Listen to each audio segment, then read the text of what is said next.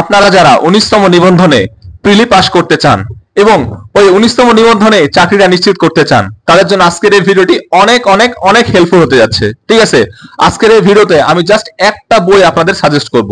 ওই একটা বই যদি আপনি ভালোভাবে 2 থেকে 3 বার শেষ করতে পারেন, তাহলে অবশ্যই আপনি এই 19তম নিবন্ধনে প্রিলি পাস করবেন, এমনকি আপনি চাকরিটা নিশ্চিত করে ফেলতে পারেন। ওকে, তো ভিডিওটি মনোযোগ সহকারে শেষ পর্যন্ত দেখুন। ভিডিওটি ভালো লাগলে অবশ্যই লাইক করবেন আর চ্যানেলটি সাবস্ক্রাইব করতে ভুলবেন না, এরকম গভর্নমেন্ট জব রিলেটেড ভিডিওগুলো সবার আগে পেতে। ওকে, তো বইটার নাম হচ্ছে শিক্ষক নিবন্ধন অ্যানালাইসিস। এই বইটার লেখক হচ্ছে গাজী মিজানুর রহমান। ঠিক আছে, এই বইটা আপনারা স্ক্রিনে দেখতে পাচ্ছেন। এই বইটা যদি আপনি সুন্দর করে 1 থেকে 2 বার পড়তে পারেন, আমি আপনাদের গ্যারান্টি দিয়ে বলতেছি আপনি নিবন্ধনে প্রিলি পাস করবেন। ওকে, এই বইটা এমন ভাবে গুছিয়ে লেখা যে আপনি যতবারে এই বইটা পড়বেন ততবারে আপনি মুগ্ধ হবেন। ঠিক আছে, খুব সুন্দরভাবে গুছিয়ে নিবন্ধন পাস করার মতো করেই কিন্তু এই বইটা লেখা আছে। ওকে, ওই বইটা ফুল কমপ্লিট করতে পারলে আপনার আর কোনো বই পড়ার দরকার হবে না বলে আমি মনে করি। ওকে, তো এখন আমি কিছু স্ট্র্যাটেজি শেয়ার করব। ওই কৌশলটা যদি আপনি ফলো করতে পারেন তাহলে নিশ্চিত আপনি নিবন্ধনে প্রিলি পাস করবেন। কেউ আপনাকে নিবন্ধনে প্রিলি পাস করতে ঠেকাতে পারবে না। ঠিক আছে, তো সেই কৌশলটা আমি এখন বলবো, তো ভিডিওটি শেষ পর্যন্ত দেখতে থাকুন। ওকে, তো আমরা সকলেই কিন্তু কোনো না কোনো সাবজেক্টে ভালো। কেউ ম্যাথে ভালো, কেউ বাংলায় ভালো, কেউ ইংলিশে ভালো, অথবা কেউ জিকেতে ভালো। আপনি কোন সাবজেক্টে ভালো সেই সাবজেক্টটা আগে খুঁজে বের করুন। আমি ধরে নিলাম আপনি ম্যাথে ভালো। ঠিক আছে, তো আপনাকে ম্যাথে টার্গেট করতে হবে আপনি ম্যাথে যাতে 25-এর মধ্যে মিনিমাম 22 থেকে 23 প্লাস পেতে পারেন। ওকে, এটা হচ্ছে আপনার প্রথম টার্গেট। যেহেতু আপনি ম্যাথে ভালো, আপনি যদি ইংলিশে ভালো হন তাহলে আপনি ইংলিশকে টার্গেট করবেন, ইংলিশে যাতে আপনি 22 থেকে 23 প্লাস পাইতে পারেন।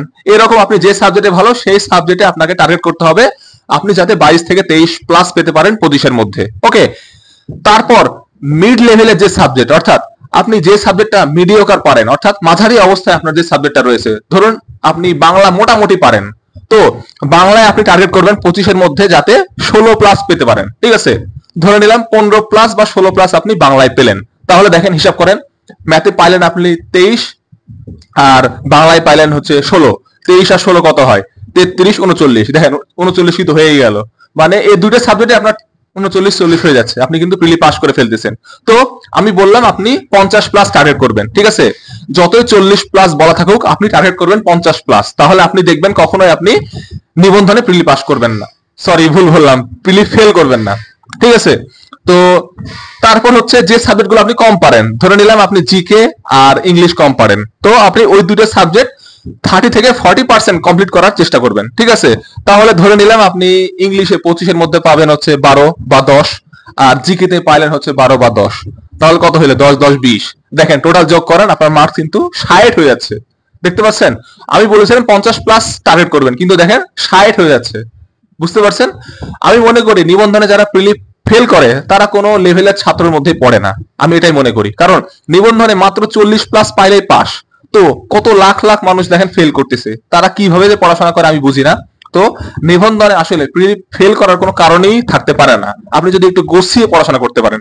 আপনাকে বেশি খাটতেই হবে না, আপনি যে সাবজেক্টে ভালো সেই সাবজেক্টে ভালো করার ট্রাই করেন, আরো বেশি ওই সাবজেক্টটা পড়েন যাতে আপনি ওই সাবজেক্টে ফুল মার্ক তুলতে পারেন। তারপর দেখেন অন্যান্য সাবজেক্ট যদি আপনি এভারেজও পড়াশোনা করেন তাহলে দেখবেন 40 প্লাস আপনি ইজিলি পেয়ে যাচ্ছেন। তো এই স্ট্র্যাটেজি ফলো করে পড়াশোনা করবেন, আর এই শিক্ষক নিবন্ধন অ্যানালাইসিস এই বইটা যদি আপনি ভালোভাবে শেষ করতে পারেন 2 থেকে 3 বার, তাহলে আপনার তো কোনো টেনশনই করা লাগবে না, আপনি নিশ্চিত 19তম নিবন্ধনে প্রিলি পাস করবেন। ওকে, আর লিখিতের জন্য আপনি কোন বই পড়বেন এই টপিকে আমি একটা ভিডিও অলরেডি তৈরি করেছি, আমার চ্যানেলে আছে, আপনারা ভিজিট করলে পেয়ে যাবেন। ওকে, এছাড়া যদি আমি ওই ভিডিওর লিংকটা ভিডিও ডেসক্রিপশন বক্সে দিয়ে দিই তাহলে আপনারা দেখে নিতে পারবেন। ওকে, তো এই ছিল মোটামুটি আজকের ভিডিও। আশা করি আপনারা বুঝতে পেরেছেন যে কিভাবে 19তম নিবন্ধনের প্রিলি আপনি পাস করতে পারবেন। ওকে, আর মূল কথা হচ্ছে আপনাকে প্রিলির পাশাপাশি রিটেনের প্রস্তুতি নিতে হবে।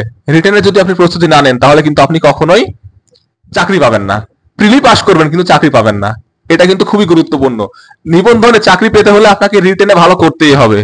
আপনাকে রিটেন 50% পড়া লাগবে আর প্রিলি 50% পড়া লাগবে, এইভাবে আপনাকে কনসিস্টেন্সি মেইনটেইন করে পড়াশোনা করা লাগবে ডেইলি, তাহলে দেখবেন আপনি চাকরিটা নিশ্চিত করতে পারবেন। ওকে, তো এই ছিল মোটামুটি আজকের ভিডিও। আশা করি আপনারা ভিডিও থেকে এতটুকু পরিমাণ হলেও উপকৃত হয়েছেন।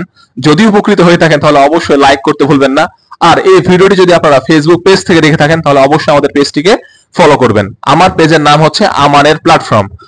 আমার পেজের লিংক আমি নিচে ডেসক্রিপশন বক্সে দিয়ে দিব। ওকে, এছাড়া আমার সাথে সরাসরি কন্ট্যাক্ট করতে চাইলে আপনারা আমার ইনস্টাগ্রামে ফলো করতে পারেন। আমার ইনস্টাগ্রাম পেজের লিংক আমি নিচে ডেসক্রিপশন বক্সে দিয়ে দিব। ওকে, তো আজকে আসি, দেখা হবে নেক্সট ভিডিওতে।